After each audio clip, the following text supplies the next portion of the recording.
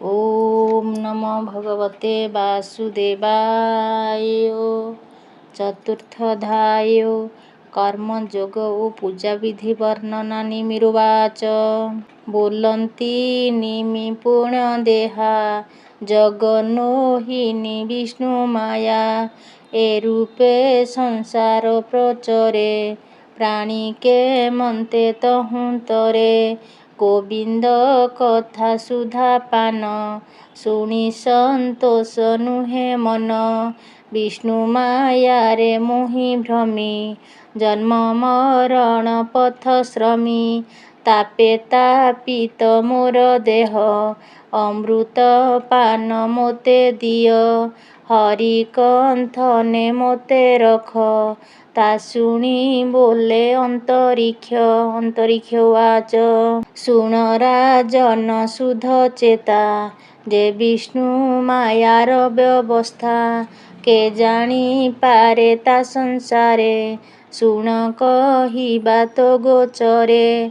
अनादि पुरुष अनंत जेसने सृजिला जगत। निर्लेप प्रभु भगवान मायारे परम कारण। संसारे क्रीड़ा इच्छा करी भावे ईश्वर रूप धरी। ईश्वर तेज अंतराल तक्षणे उपुजिला काल। काल शरीरु आत्मा जात से नुहे विष्णु मायाग्रस्त। आत्मा समीपे आश्रा करी जीव उपुजे माया धरी। से जीव ईश्वर आयत त्रिगुण मायारे जंत्रित। ए जीव माया देहे थाई प्रकृति रूपे संभवई। से पुणी माया मोह आदि जगत कारण प्रसिद्धि। से माया जीव को अनाई ईश्वर बसे क्षोभ पाई। जेसने निरबिंब जले रूप प्रकाशे माया बले। से रूप विराट पुरुष ईश्वर मायारे प्रवेश। ताहार मध्य लिंग रूपे जीवन भ्रमर माया कल्पे। जीव भ्रमर माया कल्पे जीव विषय भोग अर्थे। नाना प्रपंच ए जगते सृष्टि करई भगवान। जे माया प्रकारे प्रधान प्रवेश हुए तार मध्य। वेद विधान अनुवादे बसई जीवर समीपे। निर्लेप अंतर्जामी रूपे जीवकु भुंजई अंतरे साक्षी रूपे थाई। करे कराए सर्वकर्म जे वेद विधि निज धर्म। संग नुहई कर्म फले नलिनी दल जेह्ने जले। जीव ईश्वरे बस होई इंद्रिय अर्थे भोग पाई। देहकु करे अहंकार बोलई सर्वकर्म मोर। एणु ए ईश्वर अधीने पड़ई शरीर बंधने। बोलई करुअछि मुहि मोठारु कर्ता भिन्न नाही। देह बंधन होई भ्रम करई नाना मते कर्म। देह वियोगे कर्म घेनी जन्म लभई नाना जोनि। अशेष देह कर्म भजे दुर्गम दुख सुख भुंजे। जाबत माया नुहे हत ताबत दुख सुख ग्रस्त।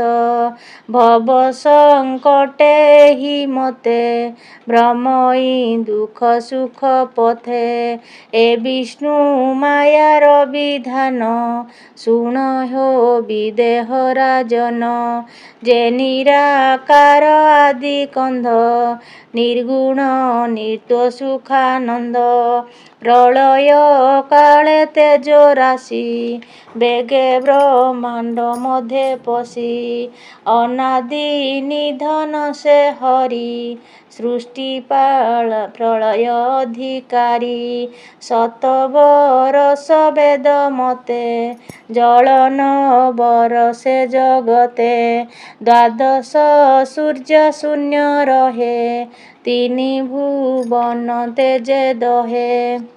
ଅନନ୍ତ ମୁଖୁ ଅଗ୍ନି ଜାତ ଦହଇ ପାତାଳ ସମେତ। ଦହନ ଅନ୍ତେ ମେଘମାଳ ଗିଳନ୍ତି ଗଗନ ମଣ୍ଡଳ।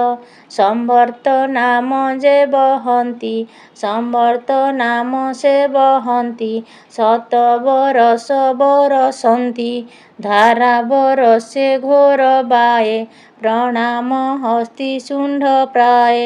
ଜଳ ବହୁଳେ ସୃଷ୍ଟି ନାଶ ତା ଦେଖି ବିରାଟ ପୁରୁଷ। ତକ୍ଷଣେ ଛାଡ଼ି ତ୍ରିଭୁବନ ବ୍ରହ୍ମ ଶରୀରେ ହୁଏ ଲୀନ। ଭୂତ ବିକାର ପଞ୍ଚଗୁଣ ତ୍ରିଗୁଣ ଅହଙ୍କାର ପୂର୍ଣ୍ଣ। ମହତ ଦେହେ ବିଶ୍ରାମଇ ପ୍ରଳୟ ନ ପାରଇ ସହି। ସେ ପୁଣି ମାୟା ଅବସାନ ପ୍ରକୃତି ଦେହେ ହୁଏ ଲୀନ। ପ୍ରକୃତି ପ୍ରଳୟର ତ୍ରାସେ ମିଳେ ପରମ ଆତ୍ମା ପାଶେ। ଏ ମାୟା ଜଗତ ମୋହିନୀ ଖେଳଇ ଜୀବ ଆତ୍ମା ଘେନି। ଏ ବିଷ୍ଣୁ ମାୟାର ଭିଆଣ ସୃଷ୍ଟି ପାଳନ ସଂହାରଣ। ଏମନ୍ତେ ଅନ୍ତରିକ୍ଷ ବାଣୀ ନିମି ବୋଲଇ ତାହା ଶୁଣି। ନିମିରୁବାଚ ଦୁର୍ବୋଧ୍ୟ ଈଶ୍ୱରର ମାୟା ମୂଢ଼ କେମନ୍ତେ ଜାଣେ ତାହା। ସେ ମାୟା ନିସ୍ତାର କେମନ୍ତେ ଉପାୟ ଥିଲେ କୁହ ମୋତେ। ପ୍ରବୃଦ୍ଧ ଉବାଚ ପ୍ରବୃଦ୍ଧ ବୋଲେ ଶୁଣ ରାୟ କହିବା ଯେ ଅବା ଉପାୟ। ଦୁଃଖ ବିନାଶୀ ସୁଖ ପାଇ ପୁଞ୍ଜେ ଅଖଣ୍ଡ ତନୁ ବହି। ଏମନ୍ତେ ଥାଇ ଗୃହ ବାସେ କର୍ମ କରଇ ଫଳ ଆସେ। କାମିନୀ ସଙ୍ଗେ କରେ ଭାବ କେବଳ ଦୁଃଖ ମାତ୍ର ଲାଭ। ମରଣ ପଥ ହେତୁ ଧନ ତାର ଅର୍ଜନେ ନିର୍ତ୍ୱ ମନ। ଅନେକ ଦୁଃଖେ ତା ସଞ୍ଚଇ ନିଶ୍ଚିଦି ବସେ ମନ ଦେଇ। ନିରତେ ହୃଦୟ ନିର୍ଦୟ ଏଣୁଟି ଧନ ଦୁଃଖମୟ। ଦୁଃଖେ ସଞ୍ଚିତ ଯେତେ ଧନ ସେ ନୁହେଁ ସୁଖେ ପ୍ରୟୋଜନ। ସୂତ ତନୟ ଦାରା ଦାସ ଏ ସର୍ବ ବିଜୁଳି ପ୍ରକାଶ। ଏହାଙ୍କ ସ୍ନେହ ବନ୍ଦୀ ହୋଇ ପୋଷଇ ଦୁଃଖ ଭାର ବହି। ଏ ପୁଣି ଯାନ୍ତି କର୍ମ ପଥେ ଶୋକେ ସନ୍ତାପ ଦେଇ ଚିତ୍ତେ। ଏହାଙ୍କ ସଙ୍ଗେ ଲାଭ ଏହି ଏ ଭାବ ମୂଢ଼ ନ ଜାଣଇ। ଉଭୟ କୁଳ କରେ ନାଶ ଏହି କାରଣେ ଗୃହ ବାସ। ଗୃହୀ ସ୍ୱଭାବେ ପୁଣ୍ୟ କରି ସ୍ୱର୍ଗେ ବସନ୍ତି ଦେହ ଧରି। ଭୁଞ୍ଜନ୍ତି ନିଜ କର୍ମ ଫଳ ସେ ପୁଣି ନୁହନ୍ତି ନିଶ୍ଚଳ। କ୍ରମଶେ ଭୋଗ କ୍ଷୀଣ ହୋଇ କର୍ମ ସରିଲେ ଭୋଗ କାହିଁ। ପୁଣି ପଡ଼ନ୍ତି ଘୋର ତମେ ଗତ ଆଗତ ପଥ ଶ୍ରମେ। ଏକଥା ବୁଝି ଗୁରୁ ପାଦେ ଆଶ୍ରା କରିବ ଅପ୍ରମାଦେ। ଉତ୍ତମ ଗୁରୁ ଆଶ୍ରା କରି ଗୁରୁ ବଚନ ଶିରେ ଧରି। ଯେ ଗୁରୁ ଜାଣେ ବେଦ ତତ୍ତ୍ୱ ନିର୍ଗୁଣ ଆତ୍ମା ଜ୍ଞାନେ ରତ। ସମଦର୍ଶୀ ନିଷ୍ଠାପର ତପ କଷଣ ସହେ ଧୀର। ନିରତେ ଥାଇ ପରହିତେ ଈଶ୍ୱର ମାୟା ଜାଣି ଚିତ୍ତେ। ଏମନ୍ତେ ଗୁରୁ ପାଦେ ଭଜି ହିଂସା କପଟ ଦୂରେ ତେଜି। ସେବା କରିବ ଦୃଢ଼ ଚିତ୍ତେ ଯେ ଗୁରୁ ଶିଷ୍ୟ ଭାବ ମୋତେ। ପ୍ରଥମେ ବିଷୟ ସଙ୍ଗୀ ପ୍ରେମ ପୁଲକେ ତନୁ ଭଙ୍ଗୀ ମନ ନଥିବ ଅନ୍ୟ ସଙ୍ଗେ ଚିତ ନିବେଶୀ ଗୁରୁ ଅଙ୍ଗେ ସାଧୁ ସଙ୍ଗତେ ଥିବ ନିର୍ତ୍ୱେ ଜନ୍ତୁଙ୍କୁ ଦୟା ହୃଦ ଗତେ ନିରତେ ପ୍ରେମ ମିତ୍ର ଭାବ ଏ ଆଦି ଯତନେ ସାଧିବ ଶୌଚ ତପ ଦୟା ଗୁଣ ମୌନ ବେଦ ଅଭ୍ୟାସନ କପଟ ତ୍ୟାଗ ସମଦମ ଏ ଆଦି ବ୍ରହ୍ମଚର୍ଯ୍ୟ କର୍ମ ଜଗତ ବିଷ୍ଣୁ ଭାବେ ଚାହିଁ ଉଦାସ ମତେ ଦେହ ବହି ନିର୍ଲୋଭେ ସର୍ବସଙ୍ଗେ ଥିବ ସ୍ୱଭାବେ କର୍ମ ହିଁ କରିବ ଗୃହ ଆରମ୍ଭି ଗୃହୀ ମେଳେ ନ ପଶି ରହିବ ନିରୋଳେ କର୍ମେ ଈଶ୍ୱର ଯାହା ଦେବ ସେ ଭାବେ ଉଦର ପୋଷିବ ପରମ ଶାସ୍ତ୍ର ଭାଗବତ ଅଭ୍ୟାସ କରୁଥିବ ନିର୍ତ୍ୱ ଅନ୍ୟ ଶାସ୍ତ୍ରରୁ ଗୁଣ ଦୋଷ ମୁଖେ ନ କରିବ ପ୍ରକାଶ ମନ ବଚନ ଯେଣେ ନମି ସେ ଶାସ୍ତ୍ରେ ହେଉଥିବ ଶ୍ରମୀ ସତ୍ୟ କହିବ ନିତ୍ୟ ତୁଣ୍ଡେ କେବେ ହେ ନଥିବ ପାଷାଣ୍ଡେ କୃଷ୍ଣର ଜନ୍ମ କର୍ମ ଗୁଣ ନିରତେ ଗାୟନ ଶ୍ରବଣ ଦେହ ସ୍ୱଭାବେ କରି କର୍ମ ବେଦ ବଚନେ କୁଳ ଧର୍ମ ସକଳ କୃଷ୍ଣେ ସମର୍ପିବ ନିଷ୍କାମ ଚିତେ ସୁଖେ ଥିବ ସ୍ୱଧର୍ମେ କରି ଯଜ୍ଞ ଦାନ ସେ ବସ୍ତୁ ପରମ ଆତ୍ମନ ଜେୟ ବା ସୁତ ଦାରାଧନ କୃଷ୍ଣେ କରିବ ସମର୍ପଣ ସର୍ବସମ୍ପଦ କୃଷ୍ଣ ଦେଇ ଉଦାସ ମତେ ଦେହ ବହି ଯତ୍ନ କରିବ ଦୃଢ଼ ବନ୍ଧେ କୃଷ୍ଣ ସନ୍ତୋଷ ଭାବ ଶ୍ରଦ୍ଧେ ଗୁରୁ ବଚନ ଶିରେ ଧରି ସୁସାଧୁ ସଙ୍ଗ ସେବା କରି କୃଷ୍ଣର କଥା ଅନ୍ୟ ଅନ୍ୟ ନିରତେ ଶ୍ରବଣେ କଥନ ସେବା କରିବ ବିଷ୍ଣୁ ଜନେ ପବିତ୍ର ବିନୟ ବଚନେ କୃଷ୍ଣ ଚରିତ ସାଧୁ ଜନେ ଶ୍ରବଣ ସ୍ମରଣ ପ୍ରସନ୍ନେ ନିର୍ମଳ କୃଷ୍ଣର ଚରିତ ଯେ ନାମେ ଜଗତେ ପବିତ୍ର କ୍ଷଣେ ବଞ୍ଚଇ ଅନୁବାଦେ ବିଷ୍ଣୁ ଭକତି ଜନ୍ମେ ହୃଦେ କଣ୍ଠ କୁଣ୍ଠିତ ଜଡ଼ମତି ଦେହ ପୁଲକ ରୋମପତି ଚିତେ ଗୋବିନ୍ଦ ଗୁଣ ସ୍ମରେ ରୋଦନ କରେ ଉଚ୍ଚ ସ୍ୱରେ କ୍ଷଣେ ହସଇ କ୍ଷଣେ ନାଚେ ଘନ ଗର୍ଜନ କରେ ଉଚ୍ଚେ କ୍ଷଣକେ ଗାଏ ଗୁଣ ଗାଥା ହୁଙ୍କାରେ ଆଲୌକିକ କଥା ସକଳେ ହରି ଗୁଣ ଗୁଣି ଚକ୍ଷୁ ସଂହାରି ହୁଏ ତୁନି ଏ ନାନା ଧର୍ମ ଭାବ ଶିକ୍ଷା ଗୁରୁ ବଚନେ ପାଇ ଦୀକ୍ଷା ନିଶ୍ଚଳ ଚିତ୍ତେ କୃଷ୍ଣ ପାଦେ ଭକତି ଲୋଭେ ଅପ୍ରମାଦେ ସେ ନାରାୟଣ ପରାୟଣ ଏମନ୍ତ ଅବିଦ୍ୟା ହରଣ ଏମନ୍ତେ ଶୁଣି କୃଷ୍ଣ ରସ ନିମି ମନରେ ହୋଇ ତୁଷ ବୋଲଇ ମୁନି ଗଣେ ଚାହିଁ ଆନନ୍ଦେ ଶିରେ କର ଦେଇ ଅନାଦି ପ୍ରଭୁ ନାରାୟଣ ସଂସାରେ ପରମ କାରଣ ଏକୁ ଅନେକ ରୂପ ଧରି ପୁରାଣ ପୁରୁଷ ମୁରାରି ତୁମ୍ଭେ ଯେ ମୋତେ ଦୟା ବହ ସେ ନାରାୟଣ ରୂପ କହ ଦେଖି ରାଜାର ସାଧୁପଣ ପିପଳାୟନ ବୋଲେ ଶୁଣ ପିପଳାୟନ ବାଚ ସେ ନାରାୟଣ ବର୍ଣ୍ଣ ଚିହ୍ନ କହିପାରିବ କେଉଁ ଜନ ଯା ମାୟା ସଂସାର କାରଣ सृष्टि पालन संहारण हेतु अहेतु से बोलाई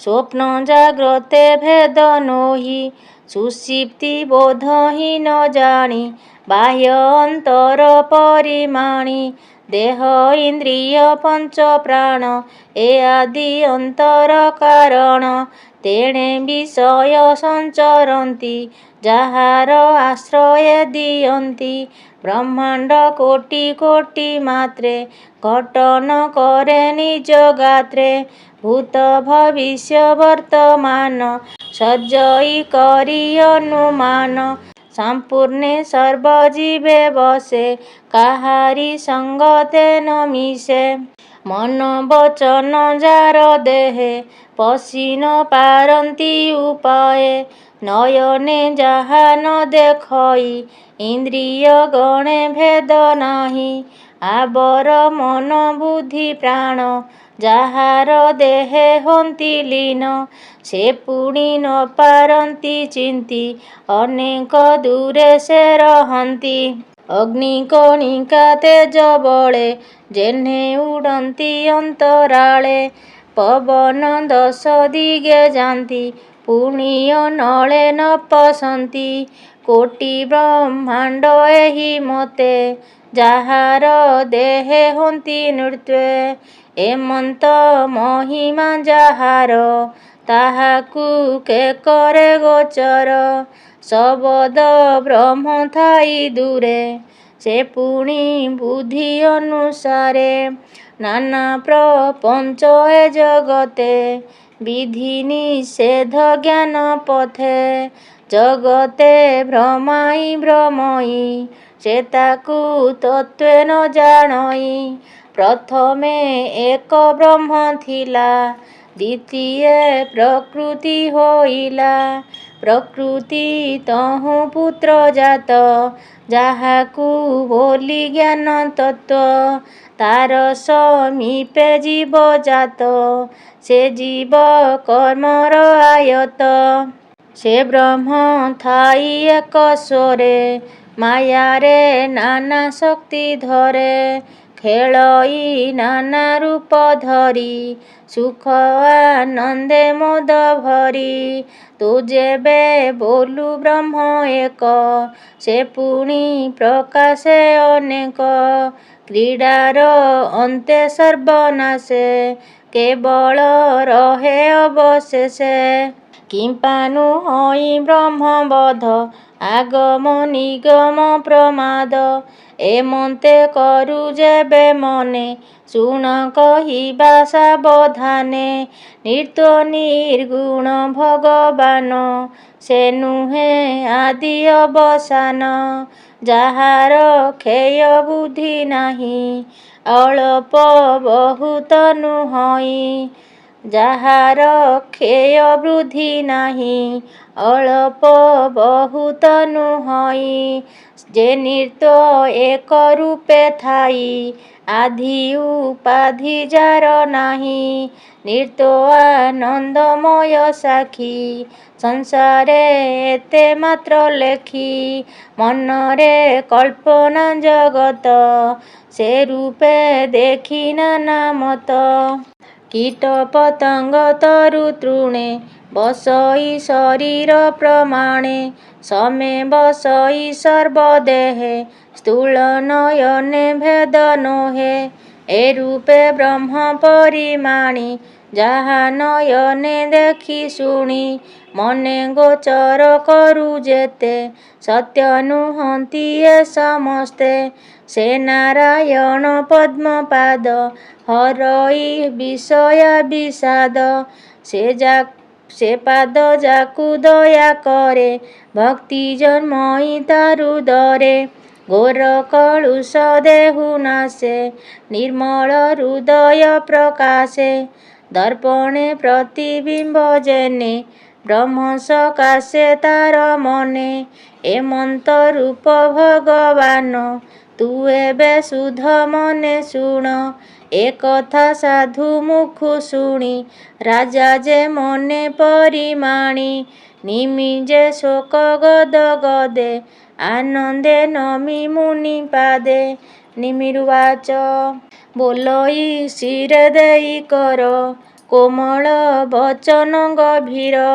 ଭୋମୁନି କହ କର୍ମ ଯୋଗ ଯେଣେ ଖଣ୍ଡଇ ଭବ ରୋଗ ଯେ କର୍ମ ସର୍ବରୋଗ ନାଶେ ପରମ ବ୍ରହ୍ମ ପରକାଶେ ଜୀବନି ସ୍ତାରେ ଯାହା କରି ଅନ୍ତେ ଲଭଇ ନର ହରି ସେ ଯୋଗେ କହ ମୁନି ଗଣେ ନମଇ ତୁମ୍ଭର ଚରଣେ ଏ କଥା ପିତାଙ୍କୁ ମୁଁ ପୂର୍ବେ ସ୍ନେହେ ପୁଥିଲି ପୁତ୍ର ଭାବେ ସେ ମୋତେ ନ ଦେଲେ ଉତ୍ତର ଏବେ ସୁଦୟା ତୁମ୍ଭେ କର ଆବିର ହୋତ୍ର ତାହା ଶୁଣି ବୋଲଇ ଶୁଣ ନୃପମଣି ଆବିହୋତ୍ରୋବାଚ ଯେ କର୍ମ ଅକର୍ମ ବିକର୍ମ ଏ ତିନି କହନ୍ତି ନିଗମ ଈଶ୍ୱର ବାକ୍ୟ ଚାରି ବେଦ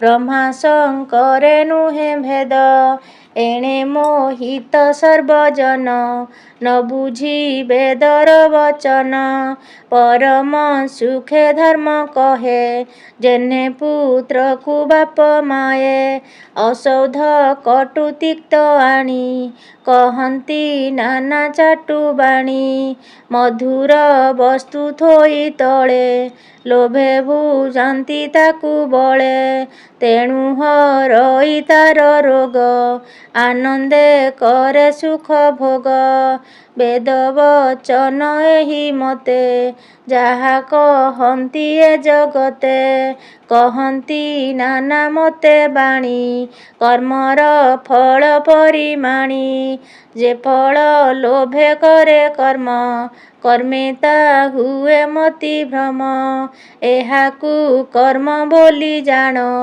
ଏ ଧର୍ମ ନିଗମ ପ୍ରମାଣ ସେ ନ କରଇ ବେଦ ବାଣୀ ନାନା ପ୍ରକାରେ ଧର୍ମ ଶୁଣି କରନ୍ତି ମୂର୍ଖ ବାକ୍ୟ ରତି ସେ ନର ନରକେ ପଡ଼ନ୍ତି ଏହା ଅକର୍ମ ବୋଲି ଜାଣି ବିକର୍ମ ଶୁଣ ନୃପମଣି ବେଦ କରନ୍ତି ବେଦ ପଥେ ପାଷାଣ୍ଡ ଗୁରୁ ବାକ୍ୟ ମତେ ନିନ୍ଦନ୍ତି ବେଦ ବାକ୍ୟ ନିର୍ତ୍ୱେ ପାଷାଣ୍ଡ ବାଦ ଅନୁମତେ ଉଭୟ ଲୋକ ତାର ନାହିଁ ନିରାଶେ ଥାନ୍ତି ଦୁଃଖ ସହି ବିକର୍ମ ମତ ଏ ବିଚାର ଏବେ ହୋ ଶୁଣ ନୃପବର ଯେ କର୍ମ କଲେ ବେଦ ମତେ ଆନନ୍ଦେ ତାହା ଧରି ଚିତେ କର୍ମେ ସମ୍ପାଦି କର୍ମ ଫଳ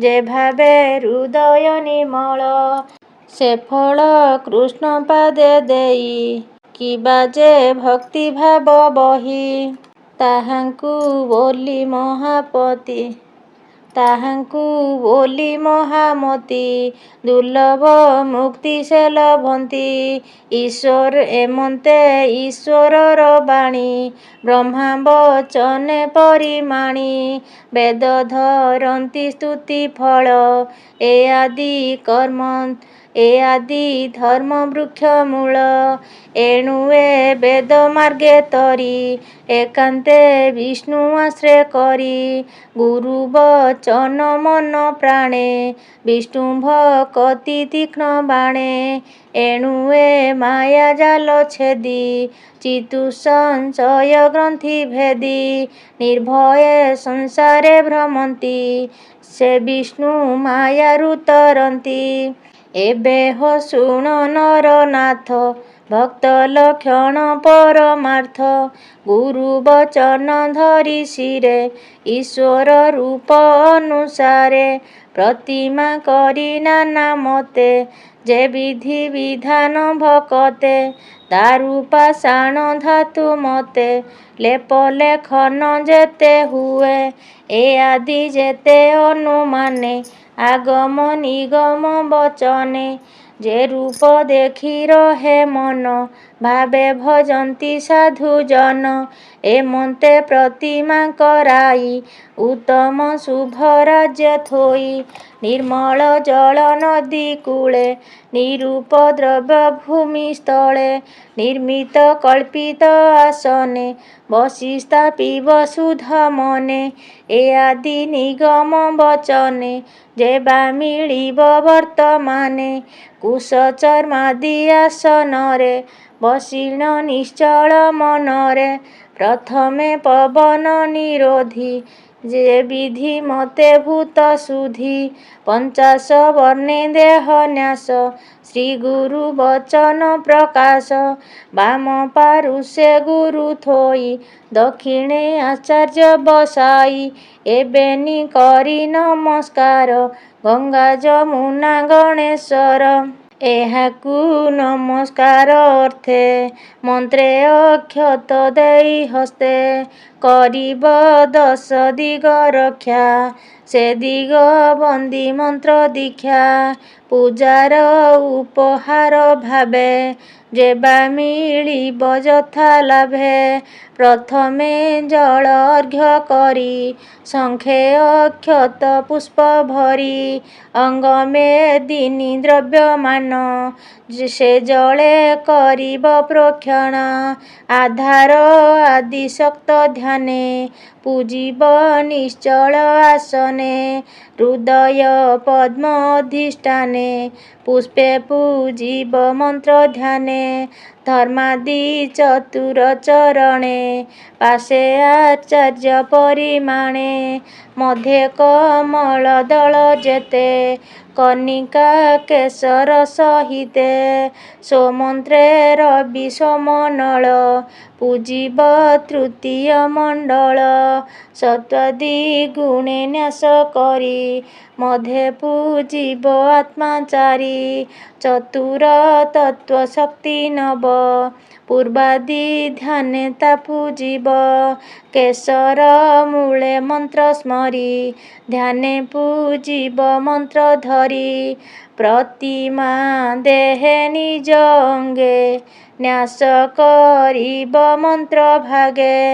ହୃଦୟରେ ମନ୍ତ୍ର ନ୍ୟାସ କରି ଧ୍ୟାନେ ପୂଜିବ ନର ହରି। ଅର୍ଘ୍ୟ ଚନ୍ଦନ ପୁଷ୍ପ ଶୁଦ୍ଧି ଆସନ ଆଚମନ ବିଧି। ଧୂପ ଦୀପାଦି ବିଧିମାନ ଭୋଜନ ଦ୍ରବ୍ୟ ସମର୍ପଣ।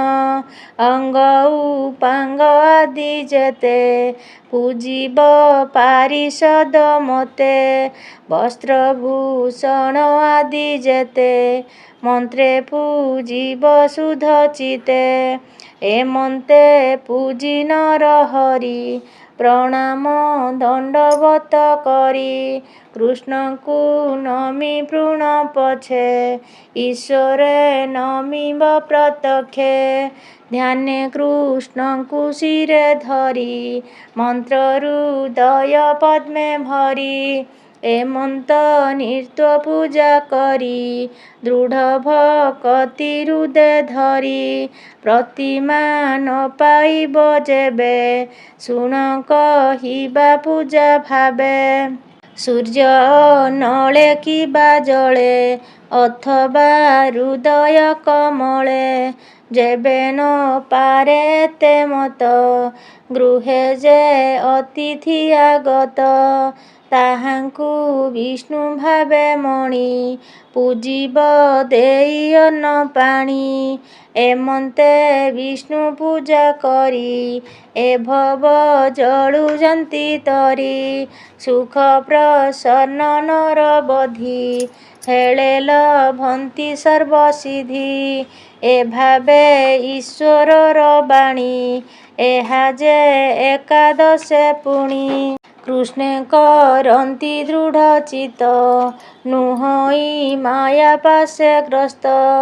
ଖଣ୍ଡଇ ଭବ ଭୟ ତ୍ରାସ କହଇ ଜଗନ୍ନାଥ ଦାସ।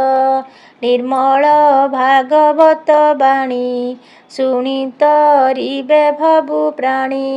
इति श्रीमद्भागवते महापुराणे पारमहंस्यां संहितायां वैयासिक्याम् एकादशस्कन्धे कर्मयोगकथने पूजाविधिवर्णनं नाम चतुर्थोऽध्यायः। ॐ नमो भगवते वासुदेवाय।